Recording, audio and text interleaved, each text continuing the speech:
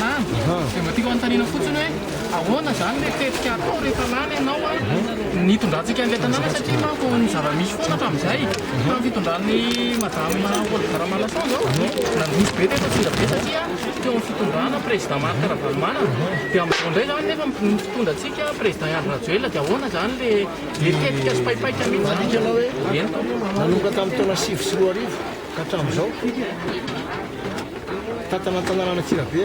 sy ny mpitondra niaraka foana PDS napetraka mpitondra tamin'ny andro nytikazana maire teto niaraka tamin'ny HVM tamin'ny andro nytikazana na tsy miteny izy hoe HVM izy a fa nanatin'ny HVM izy a niaraka tamin'izao nefa zao nefa raha ny tanàna tsika zay zany tsy resaka hoe fiarana mpitondra sy tsy fiarana mpitondra no afaka namandrosona mampandroso tanàna fa zava-dehibe fazy tatana tanàna tatana ny tanàna mahay miresaka mpitondra sy mahay mitatana ny tanàna afany mampandroso ny tanàna volameno fitondrana valo na folo isanjato vola miditra mikesin'ny commune zay ihany meno fitondrana fa ny fitondrana tsy manome miliara be bebe zany hitatsika zany eraky Madagasikara za fa lehibe amin'ny sinjaram-paefana dia kely dia kely ny volamena koa fa volan'ny commune ray amanontolo no mampandroso ny tanàna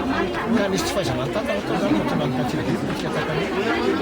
zay namany karazana fa afaka amboarina tsara fitatanana ny commune afaka mampidi-bola tsara ary afaka atao ny asa tokony atao zay fa lany any amin'ny mpanolotsana ny tanàna efa atao izy fa mety nampiasana tamin'ny zavatra zay mihitsy nanitiketika zay maro za maniara-miasa tsara amin'ireo fitondrana fantatr zany